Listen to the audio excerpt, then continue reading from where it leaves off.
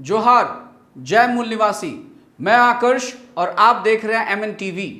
अयोध्या में राम मंदिर निर्माण 5 अगस्त से शुरू होगा। प्रधानमंत्री नरेंद्र मोदी इसकी आधारशिला रखेंगे। क्यों यह मामला लंबे समय तक विवादित रहा, इसमें हिंदू और मुस्लिम पक्षों की क्या राय थी, इस कड़ी में जानिए किस तरह से राष्ट्रीय स्वयंसेवक संघ ने राम मंदिर निर्माण में अरंगा डाला था। आपको यह जानकर हैरानी होगी, आज से 31 साल पहले आरएसएस ने साफ कहा था कि राम मंदिर का निर्माण करना उसका मकसद नहीं है। वह इस मुद्दे का इस्तेमाल दिल्ली की गद्दी पाने और भारत को हिंदू राष्ट्र बनाने में करना चाहता है। 1987 में आरएसएस के सरसंघचालक बाला साहब देवरस ने विहिप के महामंत्री अशोक सिंघल को इस बात पर डांट लगाई थी कि वे राम मंदिर निर्माण के लिए कैसे तैयार हो गए।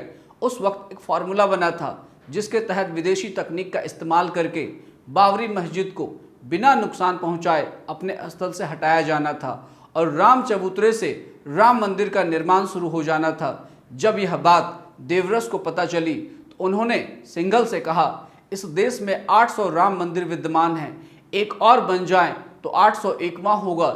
लेकिन यह आंदोलन जनता के बीच लोकप्रिय हो रहा था, इसका समर्थन बढ़ रहा था। इसके बल पर हम राजनीतिक रूप से दिल्ली में सरकार बनाने की स्थिति तक पहुंचते हैं। तुमने इसका स्वागत करके वास्तव में आंदोलन की पीठ में छुरा भोंका है।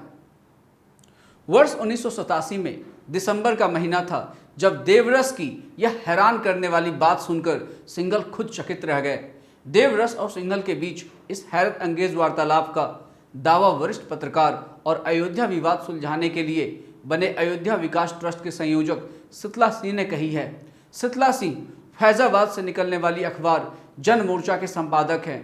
उन्होंने यह बात अयोध्या राम जन्मभूमि बाबरी मस्जिद का सच नामक अपनी किताब में लिखी है।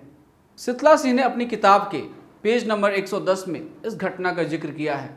उनकी जानकारी का स्रोत KM शुगर मिल्स के मालिक और प्रबंधक संचालक लक्ष्मीकांत झुंझुनवाला है। झुंझुनवाला उस वक्त विहिप के वरिष्ठ नेता विष्णु हरि डालमिया के लिए कुछ कागजात लेने शीतला सिंह के पास आए थे और कागजात लेकर दिल्ली लौट गए। अगले दिन जब वे वापस फैजाबाद आए तो उन्होंने ऊपर लिखी हुई पूरी बात उनको सुनाई। झुंझुनवाला के मुताबिक 27 दिसंबर 1987 को पांचजन्य और ऑर्गेनाइजर में यह खबर छपी कि राम मंदिर का निर्माण होने वाला है। इस खबर में लिखा था कि राम भक्तों की विजय हुई और कांग्रेस सरकार मंदिर निर्माण के लिए विवश हो गई। अखबार के अनुसार मंदिर निर्माण के लिए एक ट्रस्ट भी बनेगा। उनके मुताबिक जब यह खबर देवरस को मालूम हुई तो उन्होंने आरएसएस के दिल्ली कार्यालय केशव कुंज झंडेवालान में अशोक सिंघल को तलब किया।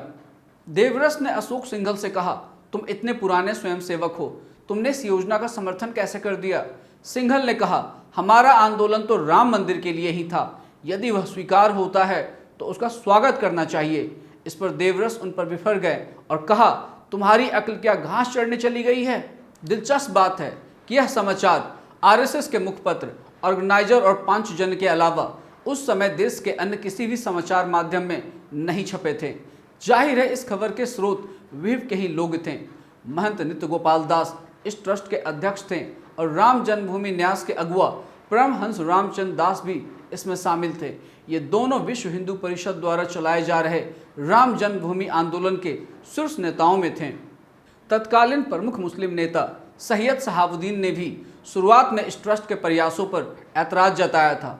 उन्हें लगता था यह आरएसएस की कोई चाल है। उन्होंने अपनी पत्रिका मुस्लिम इंडिया में इसके विरोध में लेख भी लिखा था और मुस्लिम नेताओं से कहा था वे इन बैठकों से दूर रहें। शीतला सिंह के हिसाब से जब उन्होंने पूरी बात शहाबुद्दीन को बताई तो वे उनकी राय से सहमत हुए और वे भी ट्रस्ट के सुझाए फॉर्मूले पर तैयार हो गए। यहाँ तक कि अपने सहायक से फ़ोन मिलवाकर जामा मस्जिद के इमाम अब्दुल्ला बुखारी से बात करवाई और उन्हें भी राजी किया। अयोध्या राम जन्मभूमि बाबरी मस्जिद का सच इस पुस्तक में लिखा है कि मुस्लिम नेता बाबरी मस्जिद को मौजूदा स्थान से आधुनिक तकनीक के द्वारा बिना तोड़े अयोध्या के परिक्रमा मार्ग पर ले जाने के लिए तैयार हो गए थे। इस तरीके से इमारत हटाने का काम दूसरे देशों में पहले भी हो चुका था। दुबई में एक अस्पताल निर्माण के लिए एक मस्जिद को दूसरे स्थान पर खिसकाया गया था। मुस्लिम नेताओं ने धार्मिक सहमति प्राप्त करने के लिए 5 प्रमुख मुस्लिम देशों के उलेमा को पत्र लिखे थे, उनमें से 3 की सहमति भी आई थी। इस सारे मामले की जानकारी तत्कालीन गृह मंत्री बूटा सिंह और उत्तर प्रदेश के तत्कालीन मुख्यमंत्रियों पहले वीर बहादुर सिंह और फिर नारायण दत्त तिवारी को भी थी। देवरस की नाराजगी के बाद विहिप के नेताओं के हाथ पैर फूल गए। पुस्तक में इस बात का जिक्र है कि देवरस ने साफ कहा था वे इस योजना से अपने हाथ खींच लें। कुछ समय बाद ऐसा ही हुआ जब विहिप के नेताओं ने कहा इस योजना में यह तय नहीं है कि मंदिर का गर्भगृह कहाँ होगा। दिलचस्प यह है कि जनवरी 1988 में संघ के मुखपत्र में छपा कि शीतला सिंह वामपंथी विचार के हैं, इसलिए इन पर भरोसा नहीं किया जा सकता। पुस्तक में लिखा है कि इस तरह से पूरे प्रयासों का पटापेक्ष हो गया। पाठकों को बताने की जरूरत नहीं है कि किस तरह से 1992 में बाबरी मस्जिद को ध्वस्त कर दी गई और आज उस पर जमकर राजनीति हो रही है। गौरतलब है कि ब्राह्मणों ने सन 1855 में बाबरी मस्जिद पर राम जन्मभूमि का दावा किया था।